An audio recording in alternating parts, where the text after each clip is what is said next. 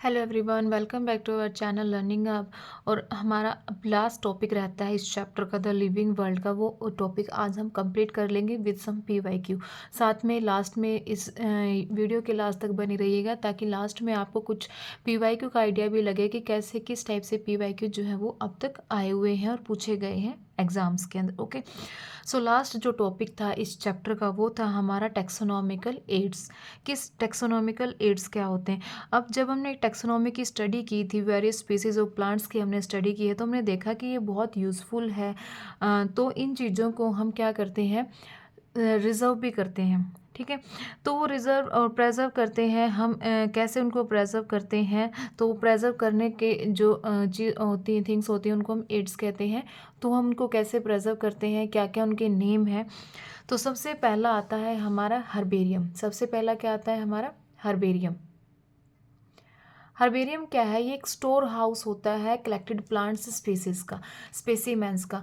Plant के स्पेसीमेंस है, जब वो ड्राई हो जाते हैं तो हम उनको क्या करते हैं कि हम कॉपी लेते हैं या को हम फाइल लेते हैं। तो जब वो ड्राई हो जाते हैं तो उनको प्रेस करके हम प्रेजर्व कर लेते हैं उन शीट्स के ऊपर।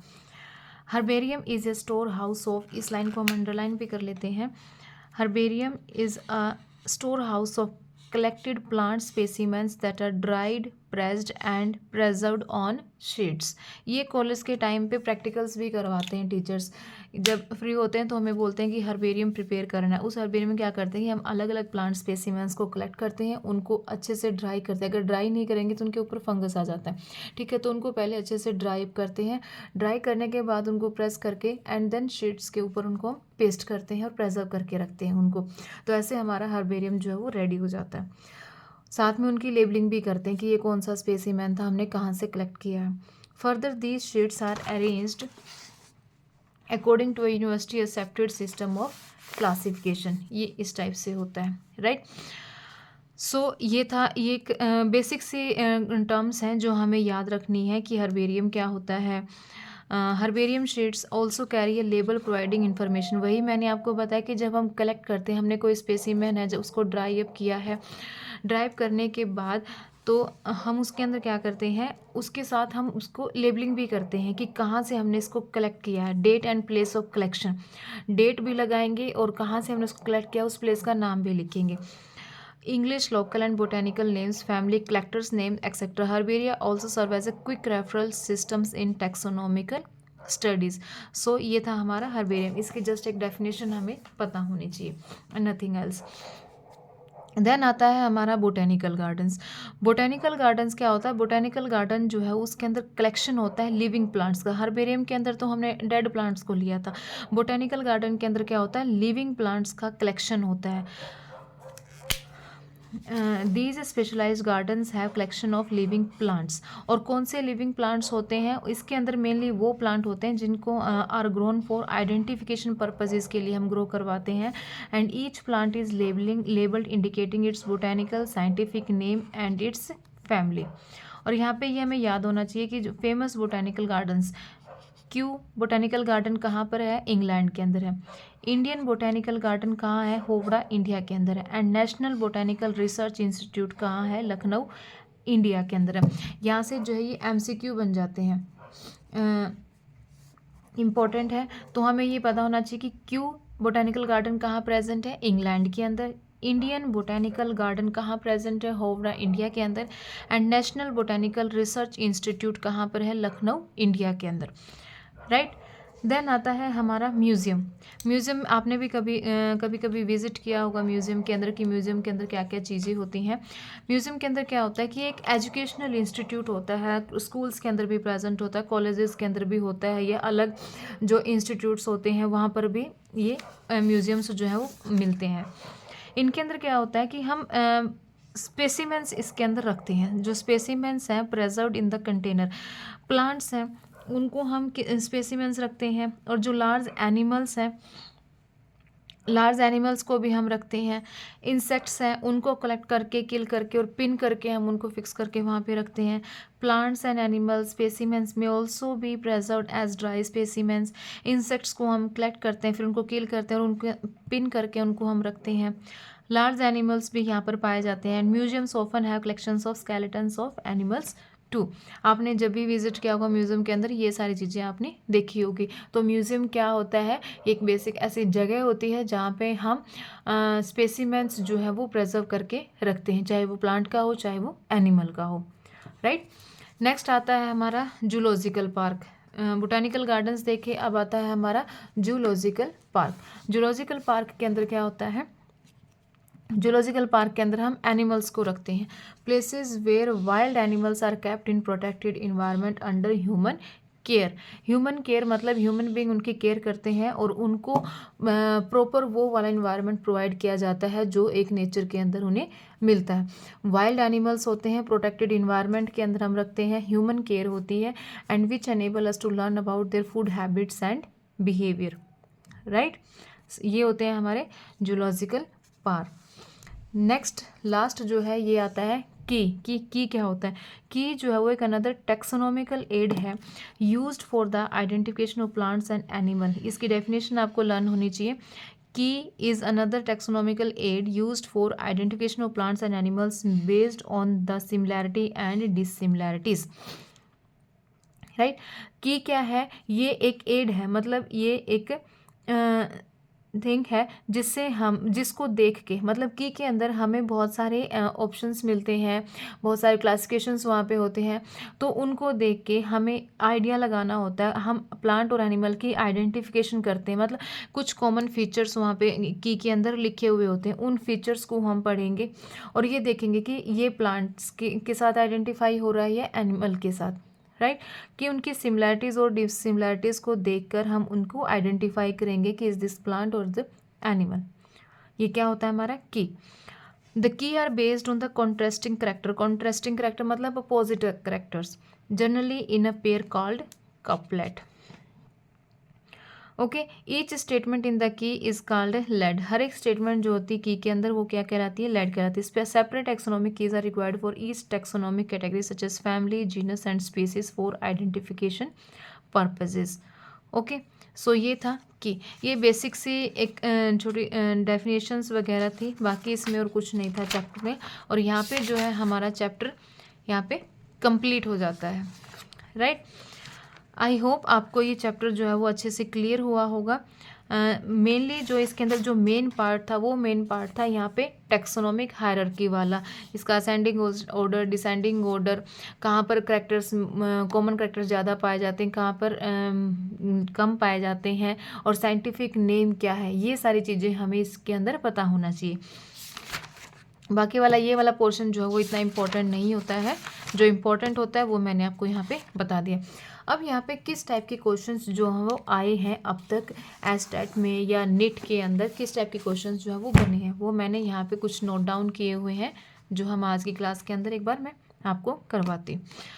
सबसे जो मेनली रिपीटेड क्वेश्चन कई बार पूछा गया है, that is the binomial nomenclature was given by, कि जो बाइनोमियल सिस्टम है, बाइनोमियल सिस्टम ऑफ नोमेनक्लेचर है, वो किसके द्वारा दिया गया था, वो दिया गया था हमारा कौन से साइंटिस्ट थे, कैरोलस लीनियस के द्वारा। किसके द्वारा, कैरोलस लीनियस के द्वारा, राइट। ये सारे क्वेश्चंस जो है ये PYQ है, नीट के अंदर आए हुए हैं, एस्टेट के अंदर आए हुए हैं, AFMC के अंदर भी पूछा गया है, ओके, KV के अंदर भी आए हुए हैं, TGT, PGT, राइट। सो ये सारे इनके अंदर मैंने नोट डाउन किए हैं कुछ इंपॉर्टेंट क्वेश्चंस। एब्रीवेशन पूछी गई है ICBN की। ICBN stands for international code for botanical nomenclature. क्या होती है इसकी, international code for botanical nomenclature. ICZN stands for international code for zoological nomenclature. क्या होता है, international code for zoological nomenclature. ये जब हम चैप्टर रीड करवा रहे थे मैंने आपको तब भी बताया था। नेक्स्ट है टोटोनिम। टोटोनिम जो है वो एनिमल के अंदर ही होता है, एनिमल किंगडम के अंदर, प्लांट के अंदर नहीं होता है। Tautonym is same name for genus and species. Tautonym क्या होता है, सेम नेम होता है फॉर जीनस एंड स्पीसीज। एक second, tautonym is same name for genus and species, means जो नेम होता है वो जीनस का भी सेम होता है और स्पीसीज का भी सेम होता है। और वही ये मैंने आपको बताया कि बोटेनिकल नोमेनक्लेचर के अंदर ये नहीं होता है, ओनली जूलॉजिकल नॉमेनक्लेचर के अंदर होता है। फॉर एग्जांपल अगर मैं इसको आपका एग्जांपल बताती हूँ एक, जैसे उसका नाम होता है ना, इंडियन कोबरा का नाम होता है, इंडियन कोबरा का नाम होता है, इंडियन कोबरा का नाम क्या होता है? नाजा नाजा, नाजा नाजा, ये नाम है इसका। आई थिंक यही है, आप एक बार देख लेना। यही है नाम है इसका, इंडियन कोबरा का जो नाम है वो है नाजा नाजा। नाजा क्या है यहाँ पे? जीनस है, और ये वाला नाजा क्या है? ये स्पीसीज़ है। ये क्या है? स्पीसीज़ है। तो जीनस का भी नेम सेम है और स्पीसीज़ का भी नेम सेम है, इसलिए हमने इसको क्या बोला है? टोटोनिम बोला। Tautonym is a same name for genus and species. ये एस्टेट के अंदर भी पूछा गया था ये, कि टोटोनिम जो है वो बोटैनिकल नोमेनक्लेचर के अंदर आता है कि नहीं आता है, ये इस टाइप से पूछा गया था, राइट। नेक्स्ट क्या है हमारा? की डेफिनेशन हमें पता होना चाहिए। Key is the taxonomical aid used for identification of organisms based on both similarities and differences. मतलब ये एक टैक्सोनॉमिकल एड होती है जिसके बेस पर हम आइडेंटिफाई करते हैं उसके दोनों सिमिलैरिटीज़ और डिफरेंसेस को देखते हुए।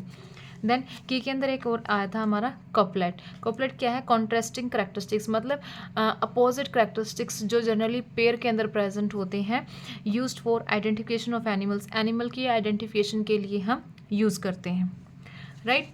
नेक्स्ट क्या है? Basic unit of classification is, जो बेसिक यूनिट होती है क्लासिफिकेशन की वो क्या होती है? स्पीसीज। और स्पीसीज के अंदर मोर नंबर ऑफ कॉमन करेक्टर्स जो है वो पाए जाते हैं, राइट। क्या है? मोर number of common characters. Species के अंदर मोर नंबर ऑफ कॉमन करेक्टर्स यहाँ पे हमें देखने को मिलते हैं, राइट।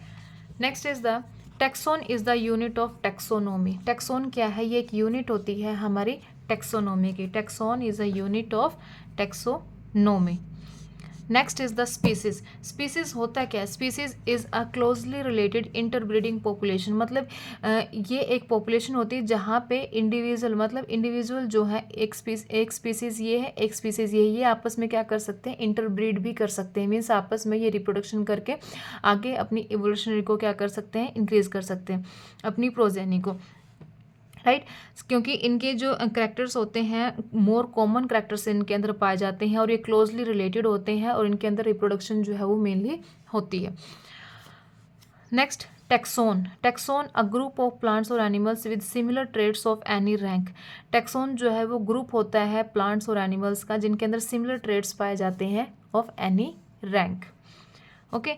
एक्स एंड, एक क्वेश्चन ये अभी रिसेंट आया हुआ था नीट में, X and Y are the components of binomial nomenclature. X और वाई जो है ये कंपोनेंट्स हैं बाइनोमियल नोमेनक्लेचर के, and this naming system was proposed by Z. तो यहाँ पे एक्स क्या है, वाई क्या है और जेड क्या है? X stand for generic name, Y stand for species name and Z stand for the scientist name. और कौन से साइंटिस्ट ने दिया था? ये हमारा कैरोलस लीनियस ने दिया था। किसने दिया था? कैरोलस लीनियस ने दिया था। क्लियर हुआ ये वाला क्वेश्चन भी। अब यहाँ पे कुछ साइंटिफिक नेम जो मेनली रिपीटेड मोड पे पूछे गए हैं, सारे नहीं लिखे हुए हैं मैंने इसके अंदर, कुछ मेन यहाँ पे मैंने लिखे हुए हैं। मैंगो का जो साइंटिफिक नेम क्या है? Mangifera indica. मैंगो का जो साइंटिफिक नेम है वो क्या है? Mangifera indica. और जब साइंटिफिक नेम लिखते हैं तो यहाँ पे जो स्पीसीज होगा, जो जीनस होगा, जीनस का जो फर्स्ट लेटर होगा वो क्या होगा? हमारा कैपिटल होगा। और स्पीसीज का जो फर्स्ट लेटर होगा वो क्या होगा? हमारा स्मॉल होगा। और ये इटैलिक के अंदर लिखे जाएंगे। Next Asian tiger mosquito. Asian tiger mosquito का साइंटिफिक नेम क्या है? Aedes albopictus. Aedes albopictus. Sunflower का क्या है scientific name? Helianthus annuus. Helianthus annuus. Cauliflower Brassica oleracea. Brassica oleracea. King cobra का साइंटिफिक नेम क्या है? ये कई बार पूछा जाता है किंग कोबरा का। ओफियोफेगस hannah. Ophiophagus hannah. Common Indian krait. Bungarus caeruleus. Bungarus caeruleus. Next है एक north Indian hare. North Indian hare का साइंटिफिक नेम क्या है? लेपस निग्रिकोलिस। ओके, सो इस चैप्टर में से इसी टाइप से क्वेश्चंस जो है वो बहुत बार पूछे गए हैं कि स्पीसीज क्या है, taxon is the unit of क्या है, बाइनोमियल नोमेनक्लेचर किसने दिया था, ICBN ICZN किस स्टैंड करती हैं, और इसका साइंटिफिक नेम क्या है। साइंटिफिक नेम जो है वो मोस्ट इम्पॉर्टेंट है। हमें यहाँ पे 15 to 20 साइंटिफिक नेम जो जनरली हमारी NCERT के अंदर डिस्कस किया गया है, जिनके एग्जांपल्स, या फिर हम PYQ लगा सकते हैं, जो इम्पोर्टेंट PYQ जो हर बार मतलब हर बार जो है वो टीचिंग एग्ज़ाम्स के अंदर जो है वो पूछे गए हैं। तो ऐसे तो बहुत सारे साइंटिफिक नेम है, बहुत सारे ऑर्गेनिजम्स हैं, बट हर एक का जो है वो हमारे माइंड में नहीं रहता है। तो इसके अंदर हम क्या कर सकते हैं कि जो पिछले ईयर्स के अंदर जब पूछे गए हैं उनका हम याद कर सकते हैं, क्योंकि कई बार क्वेश्चंस जो है वो रिपीट होते हैं। और ये वाले जो क्वेश्चंस लिए हैं मैंने, ये 4 to 5 टाइम्स जो है ये रिपीट हो चुके हैं हर बार क्वेश्चन पेपर के अंदर, राइट। सो आज हमने ये वाला क्वेश्चन पेपर जो है ये वाला चैप्टर जो है वो हम कंप्लीट कर चुके हैं, द लिविंग वर्ल्ड। और कैसे क्वेश्चंस बनते हैं वो क्वेश्चंस भी मैंने आज की क्लास में यहाँ पे आप लोगों के सामने डिस्कस किया है, राइट। सो नेक्स्ट चैप्टर जो होगा इसका, हम नेक्स्ट वीडियो के अंदर इसका नेक्स्ट चैप्टर जो है वो स्टार्ट करेंगे, that is the biological classification. इसके अंदर क्या है कि क्लासिफिकेशन किसने दी थी, 2 kingdom classification, 3 kingdom classification, 5 kingdom classification किसने दी थी, क्या क्या नेम है, क्या क्या हमने उनके अंदर कैरेक्टर्स रीड किए हैं, ये सारी चीज़ें जो है हम इस चैप्टर के अंदर रीड करेंगे, that is chapter 2 biological classification, right. So videos को देखते रहिएगा, लाइक कीजिएगा, शेयर कीजिएगा, ताकि मोर इन्फॉर्मेशन जो है वो मैं आप लोगों के सामने शेयर कर सकूँ। Okay, bye, thank you.